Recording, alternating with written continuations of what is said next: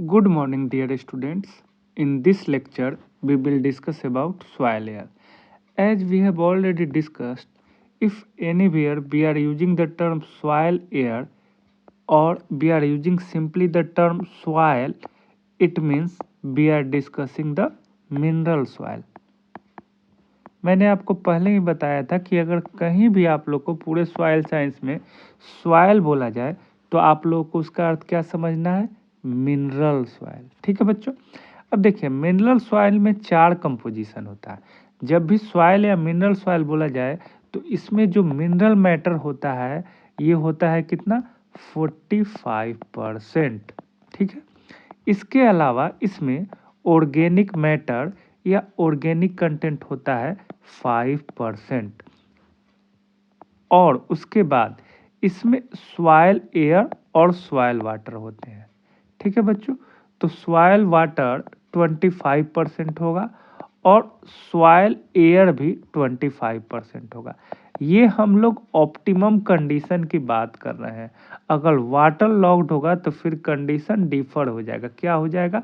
Soil water increase हो जाएगा। देखो बच्चों, अब अगर हम लोग डायग्रामेटिकली बात करें तो हम लोग इस पूरे सॉइल कंपोजिशन को ऐसा बना सकते हैं और इसको अगर हम लोग बीच से ऐसा लाइन खींच दें तो क्या हम लोग को मिलेगा? ये एरिया जिसमें कि ये हो जाएगा 45% क्या हो जाएगा? Soil minerals. और ये 5% क्या हो जाएगा? Soil organic matter. और बाकी का ये एरिया 25% क्या हो जाएगा? Soil water. और ये 25% क्या हो जाएगा? Soil air. बट ये क्या है? ये ऑप्टिमम कंडीशन है, परफेक्ट कंडीशन है, जो कि कभी भी नहीं होता है। ठीक है, सिर्फ पढ़ने के लिए होता है। तो अब हम लोग देख लें कि क्या क्या हो सकता है। तो देखो, इस फिगर के थ्रू हम लोग आसानी से बता सकते हैं कि इन नेचुरल कंडीशन ये जो है मिनरल मैटर ये तो 45% है। ठीक है। ऑर्गेनिक मैटर भी 5% होगा और अच्छा बोलें तो 4 to 5% के बीच में कुछ होगा। ठीक है। अब देखो, जैसे बारिश का टाइम आएगा तो जो सॉइल का स्पेस होगा उसमें तो सॉइल वाटर बढ़ जाएगा ना। तो उस केस में सॉइल वाटर क्या हो जाएगा? 25% से ज़्यादा हो जाएगा। और जो सॉइल एयर क्या होगा?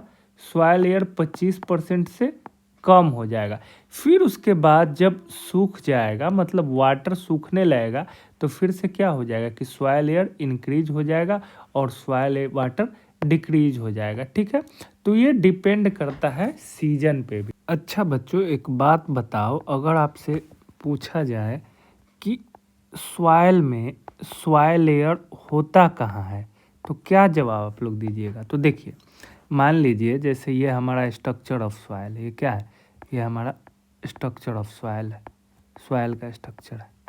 ठीक है, ये सॉइल का स्ट्रक्चर हो गया। तो ये जो सॉइल है ये डिफरेंट डिफरेंट पार्टिकल से मिलकर बना हुआ है ना। जैसे ये पूरा का पूरा अगर हम मान लें कि ये हमारा क्या है? स्ट्रक्चर ऑफ सॉइल है। क्लियर है बच्चों? ये स्ट्रक्चर ऑफ सॉइल है, या फिर ये मानो ना तुम कि ये सॉइल ही है। ठीक है। तो निश्चित रूप से बहुत सारे कंस्टिट्यूएंट पार्टिकल का बना होगा, जिसको हम लोग सैंड बोलते हैं, सिल्ट बोलते हैं और क्ले बोलते हैं।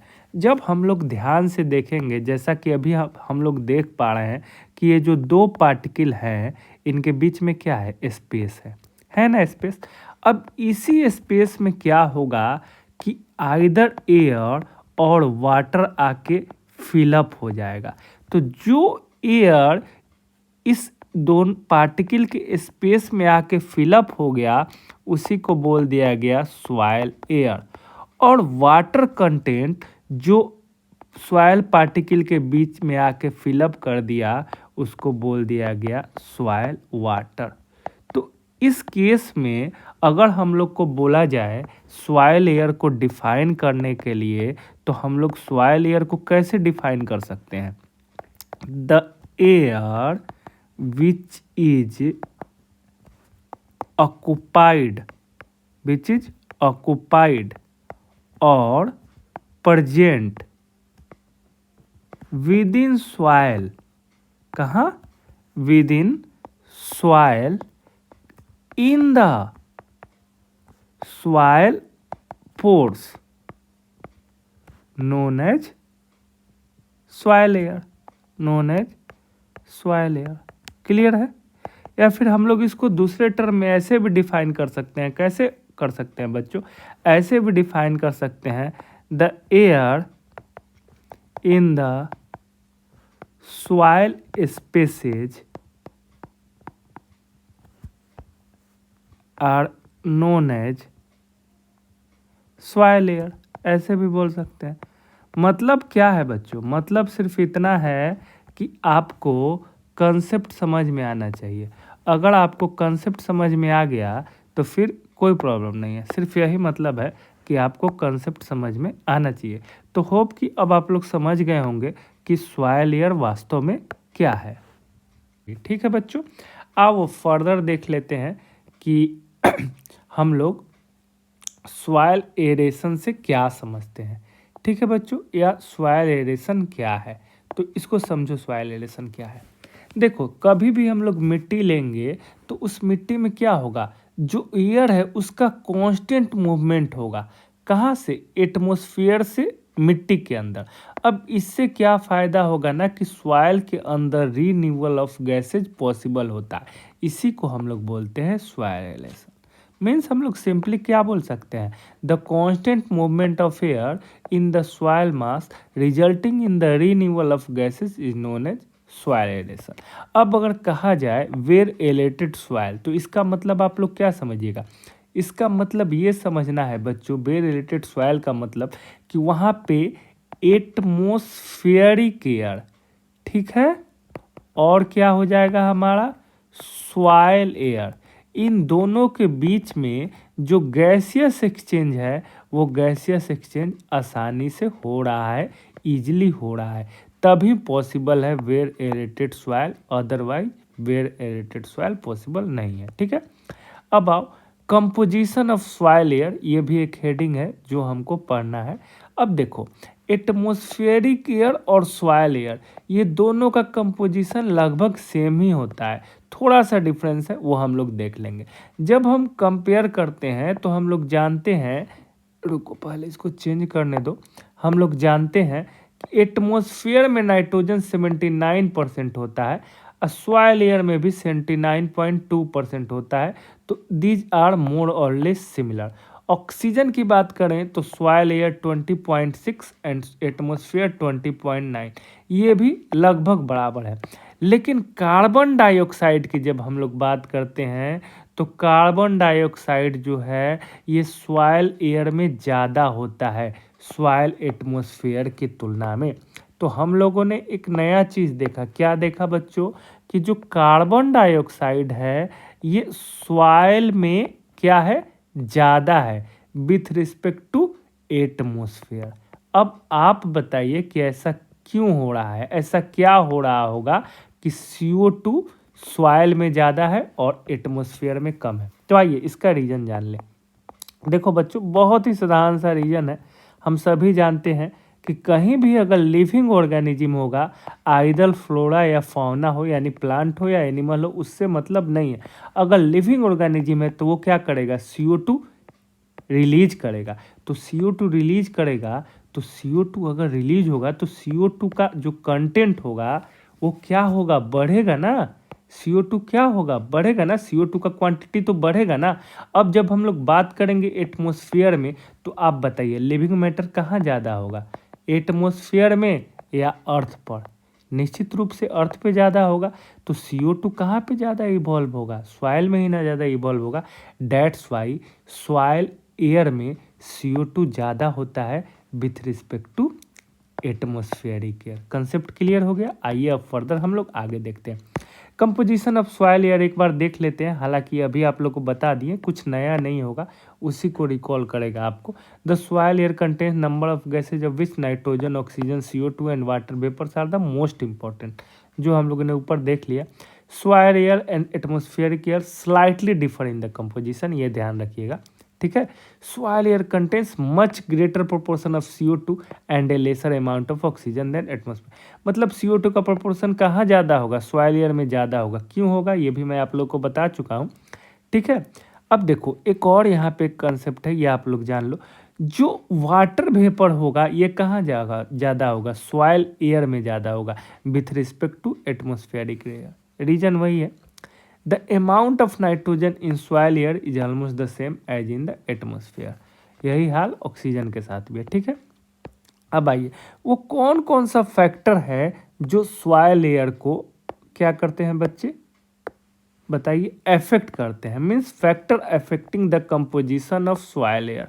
तो इसमें लगभग सब आ जाएगा जो आप अपने दिमाग से बोल सकते हो। Nature of soil, soil condition, type of crop, microbial activity, season etcetera. अब कैसा, ये कैसे याद रखें, सिंपल देखो, नेचर ऑफ सॉइल का मतलब क्या है। अगर तुम सोचो कि तुम्हारा सॉइल क्या है, सैंडी सॉइल है यानी बलुअस सॉइल है, तो निश्चित रूप से उसमें पोर ज़्यादा होगा ना, तो सॉइल एयर ज़्यादा होगा। अगर सैंडी सॉइल नहीं, वो तुम्हारा लोमी सॉइल हो, एलुवियल सॉइल हो, तो फिर उसमें क्या होगा, सॉइल एयर कम होगा। It means nature of soil is also affecting the composition of soil air with in particular soil, ठीक है। सॉइल कंडीशन, अगर सॉइल कंडीशन का मतलब क्या होगा, मान लो सॉइल में अगर वाटर लगा हो तो उस स्थिति में क्या होगा, सॉइल एयर कम हो जाएगा, that is the water logged condition. तो सॉइल कंडीशन भी वो फैक्टर है ना जो सॉइल एयर का कंपोजिशन को अफेक्ट कर रहा है। Type of crop, type of crop, कौन सा क्रॉप आप लगा रहे हैं इस पे भी डिपेंड करेगा। जैसे मान लो हम ड्रैगन फ्रूट लगा रहे हैं, क्या लगा रहे हैं, ड्रैगन फ्रूट।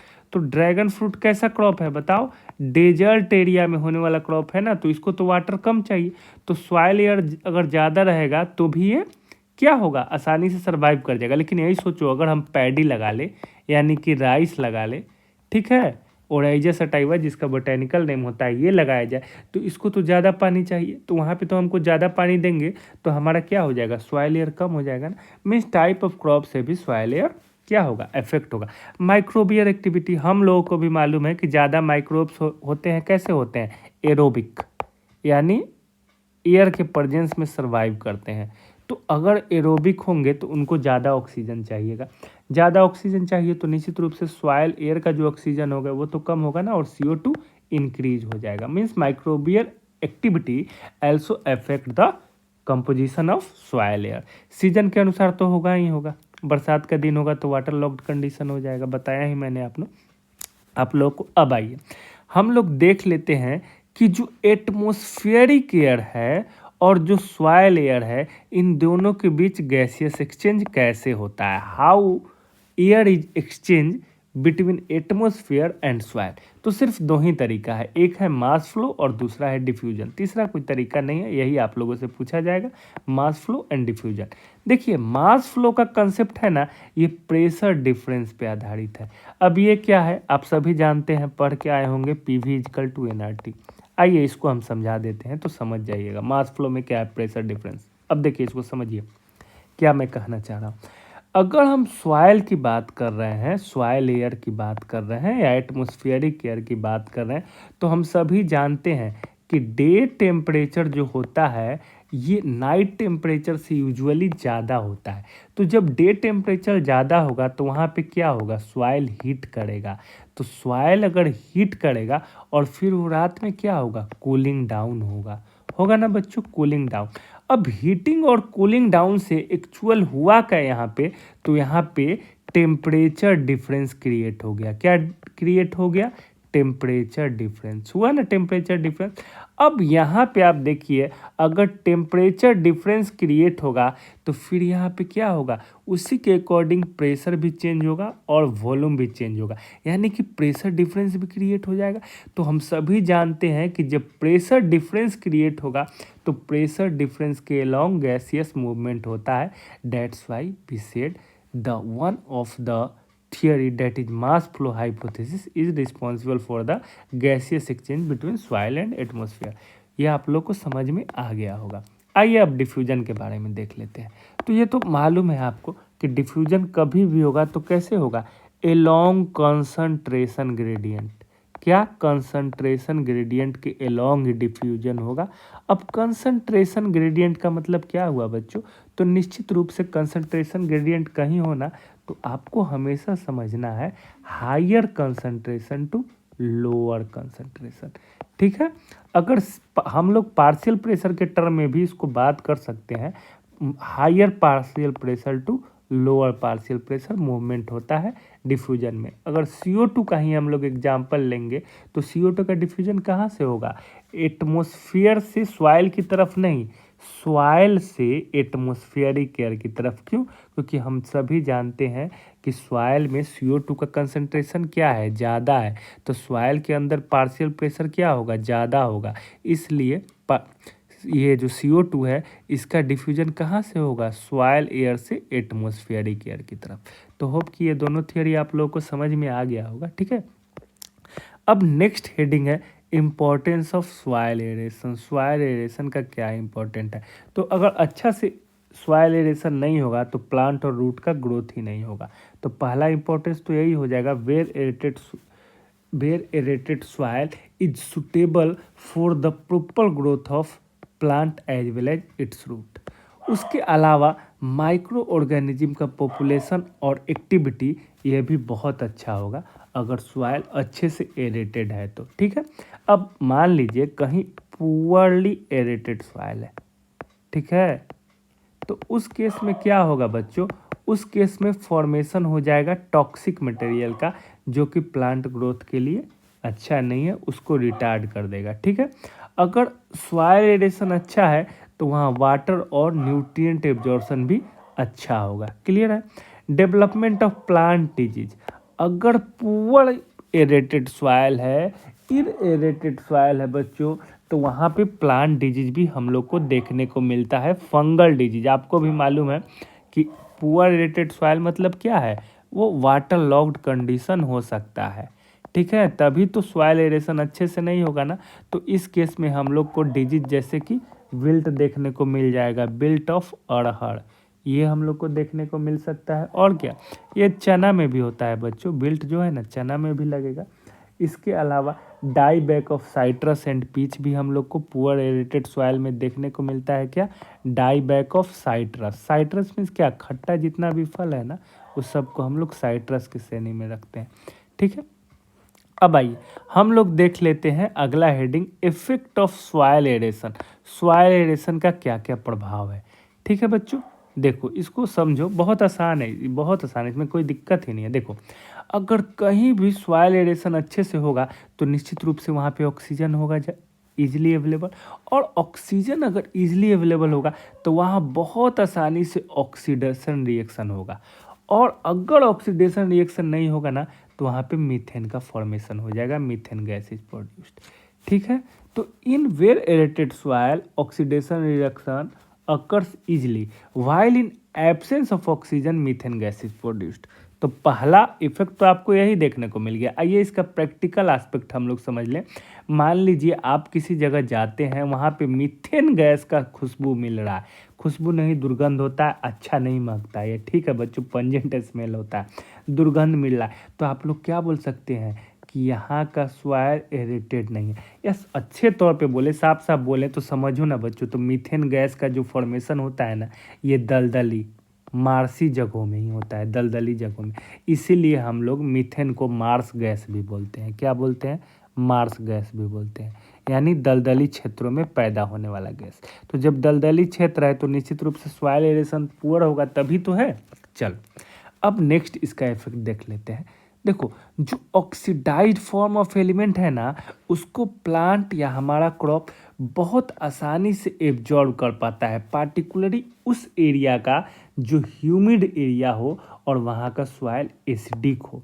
तो इसलिए भी क्या अच्छा एरेशन होना जरूरी है। तो ये दो आप लोग याद रखिएगा। इफेक्ट ऑफ सॉइल एरेशन पूछे तो बोल दीजिएगा कि in presence of well aerated soil there is readily oxidation reaction occurs as well as if there is absence of aeration then methane gas is produced. Methane gas is also known as Mars gas because it is readily produced in the Marsi area. Clear है बच्चों? उसी तरह हम लोग बोल सकते हैं कि in well aerated soil oxidized form of elements are more desirable for most common crops in acidic soil of humid region. ठीक है, अब आइए लास्ट हेडिंग इसका देख लेते हैं, soil air in relation to soil and crop management. Soil air का हम लोग कैसे यूज कर सकते हैं सॉइल मैनेजमेंट और क्रॉप मैनेजमेंट करने के लिए? तो देखिए बहुत आसान है। सॉइल मैनेजमेंट हम लोग कैसे करेंगे? ठीक है। तो देखो बच्चों, इसमें कुछ करना ही नहीं है। हम लोग सॉइल एरेशन को कैसे इंक्रीज कर सकते हैं? सॉइल एरेशन अगर इंक्रीज हो जाएगा तो सॉइल मैनेजमेंट हम लोग का हो गया ना। तो ये बहुत आसानी से हम लोग कर सकते हैं दो तरीका से। एक तो जो बीड है उसको कंट्रोल करके, बाय कंट्रोलिंग बीड। अब आप लोग पूछिएगा बीड क्या होता है? These are the unwanted plant which are growing out of the place known as weed. मान लीजिए हमारा एक फील्ड है, ठीक है, ये धान का फील्ड है, पैडी, ठीक है। अब यहाँ पे मैंगो का पौधा आ गया धान में, तो यहाँ मैंगो का पौधा भी बीड ही होगा। ये आपको नहीं समझना है बच्चों के लेंटेना कैमरा ना और गाजर घास ही सिर्फ बीड होता है। अगर ये मैंगो का पौधा भी आ गया ना हमारे पैडी के खेत में तो ये बीड ही होगा, because this is also unwanted as well as out of the place. Weed होने के लिए दो ही बात आपको ध्यान में रखना है, एक तो अनवांटेड हो, ठीक है, मतलब जहाँ नहीं चाहिए वहाँ उगा हुआ हो, और दूसरा आउट ऑफ द प्लेस हो। ये दोनों केस अगर फुलफिल हो रहा है तो चाहे वो कटहल, आम, नींबू, कुछ चीज़ का भी पौधा हो उसको हम लोग बीड बोलेंगे, ठीक है बच्चों।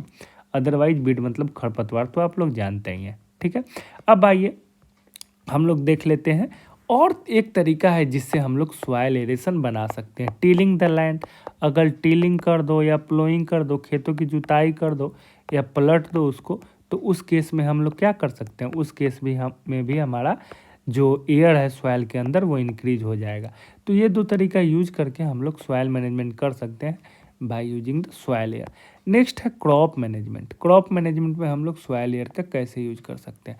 तो बहुत आसान तरीका है, हम लोग वैसे क्रॉप को एडेप्ट करें जो कि हमारा फेवर करता हो। क्या फेवर करता हो बच्चों?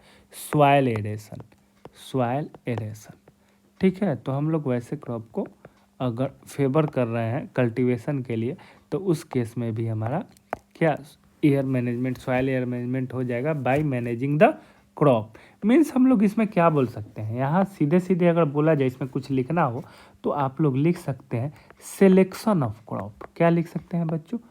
Selection of crop is important, is important. Hope कि आप लोग को समझ में आ रहा होगा। इम्पॉर्टेंट क्राइटेरिया, ठीक है। अगर कहीं कुछ समझ में नहीं आया बच्चे तो आप लोग कमेंट में पूछ सकते हैं। For adaptation of crop in the soil, for adaptation of crop in the soil. Clear है बच्चों? होप कि आप लोगों को सॉइल एयर अच्छे से समझ में आ गया होगा। अगर आप लोगों को कुछ नहीं समझ में आया होगा तो कमेंट करके पूछ सकते हैं। Thanks a lot. होप कि आपका दिन मंगलमय हो।